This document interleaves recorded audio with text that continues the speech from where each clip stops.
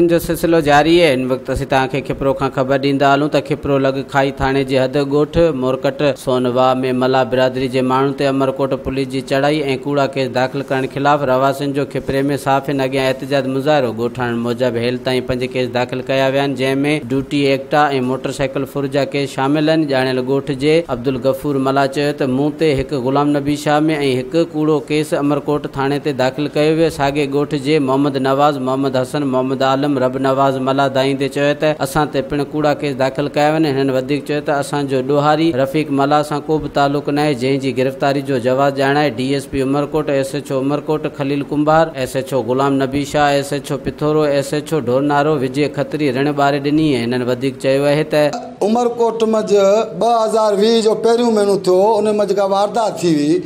उन वारदात खां पोइ असां जेके बि परल मला जा पुट आहियूं ऐं ॿिया जेके बि असां मला बिरादरी जा असां ॻोठ 200 ॻोठ आहियूं, असांखे बेघर करे छॾियो पुलिस।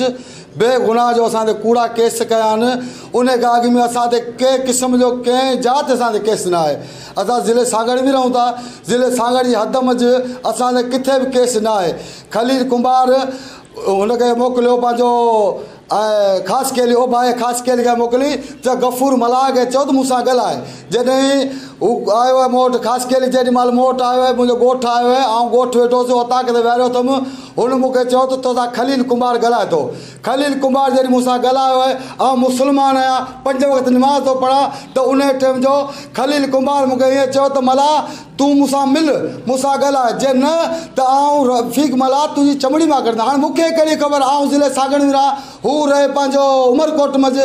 हाणे ज़ात ते त कोन थी पियो, माइटी आहे त मूं न चयो त को कंहिं कयो आहे, असांखे त का ख़बर कोन्हे का। बेगुनाह जो खलील कुंभार मूं ग़रीब खे रुपयो शुपे करे 10 बचान मूंसां ना इंसाफ़ियो करे, को बि असां सां मदद करण लाइ तयारु कोन्हे को। इन खां पोइ मूंखे धमकियूं ॾिनुसि, तोखे आउं गोलनि जो शिकार कंदुसि ऐं तो ते कूड़ा केस करे ऐं तो ते घणा केस करे तोखे हाफ़ फिराई कंदुसि। ऐं मुस्लमान आहियां, ला इलाहा इल्लल्लाह मोहम्मद रसूल आहे, ऐं मोहम्मद जो उम्मती आहियां, त मूं कंहिंजी चोरी न कई आहे, ऐं 5 वक़्त निमाज़ पढ़ंदो आहियां।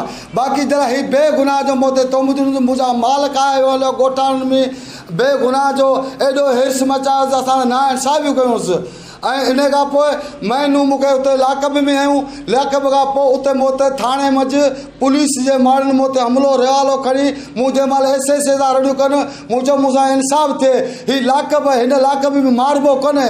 तॾहिं सभु पुलिस वारा गॾिजी मूंखे चवंदो बाबा हीअ IG सिंध जो माण्हू आहे। मूं चयो IG साहिबु ईअं कोन चवंदो त लाकबी कंहिं ग़रीब खे मारियो, मूंखे बेगुनाह जो वठी आयो, मूं ॾोह कहिड़ो कयो आहे। मैनू मूंखे अंदरि लाकब बि कयूं।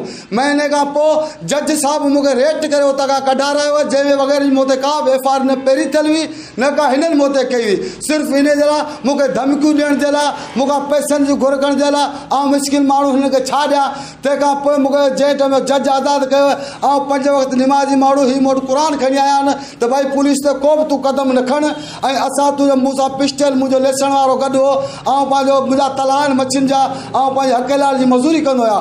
उहो पिस्टल लेसण वारो मुंहिंजो जेको हुते थाणे ते हो, उहो पिस्टल खणी आया आहिनि, ऐं मूं वटि क़ुर खणी आया आहिनि त तूं असां ते दांजा जज वटि न, ऐं बाक़ी जे लाइ असां तो ते को बि एक्शन कोन खणंदासीं। मूं चयो बाबा उहो मूंखे ख़बर आहे त पुलिस पंहिंजा कानून कंदी आहे, ऐं बिल्कुलु मूं ते एक्शन खणंदो। जे आउं न दाईंदुसि त आउं हर जाइ ते आउं जज वटि कूड़ो थींदुसि। पर मूं क़ुर जी अहमियत रखी, क़ुर जी इज़त रखी, ऐं मूं चयो ठीकु आहे, ऐं मूंसां अलाह जी ज़ात कलाम आहे, ऐं इन जे सदके बाबा मां ते दाया कंदो। तंहिंखां पोइ खलील जे टाइम जो हिननि आंदो ख़ासि करे खलील अचण खां पोइ खलील मूं ते कूड़ियूं FIR कयूं, ऐं हींअर मूंखे धमकियूं पियो ॾिए त आउं गफ़ूर खे मारंदुसि, अगवा कंदुसि। मूंखे मुंहिंजा 10 बचा आहिनि, मूंखे को बि नुक़सानु थियो उनजो मुना पुलिस जवाबदार रहंदी। जे मूंखे 2020 खां अॻु में को बि मूं ते केस हुजे, उनजी जवाबदारी मुंहिंजी आहे। 55 साल मुंहिंजी जमा रहे, मूं कंहिं क़िस्म जो किथे मूं ते न झेड़े जो केस आहे, न को फॾे जो केस आहे, कंहिं क़िस्म जो केस कोन्हे को। बाक़ी जवाबदार सां मुंहिंजो को बि वास्तो कोन्हे को, अलाए केरु कयो आहे। जिसे आउं चवण इहो थो चाहियां त मूंसां इंसाफ़ थिए, मूं ते छो FIR कूड़ियूं थियूं न। असां मुंहिंजा 3 भाइर आहिनि, उन टिनी भांडे बेगुनाह जो कूड़ियूं FIR कयूंसि। हींअर कल्ह उमरकोट मंझा तारीख़ ॾींहुं ड्यूटी अटका जा कूड़ा केस कया आहिनि। ड्यूटी अटका जा केस कया, तंहिंखां पोइ हू तारीख़ ॾींहुं जॾहिं आया आहिनि त हिन वाट ते लाकब करे हींअर छॾे ॿधी करे आहिनि। इहे धमकियूं बि ॾिना, हुननि खे मारे छॾंदुसि, जे न त मूंखे जवाबदार, भई जवाबदार असां वेठा आहियूं ज़िले सागड़ में। ॾोह थियो उमरकोट में अलाए बि कंहिं कयो, असांखे माण्हू ई कोन मिलियो आहे जो असां हुनखे गॾिजी चवंदो बाबा कंहिं ॾोह कयो आहे।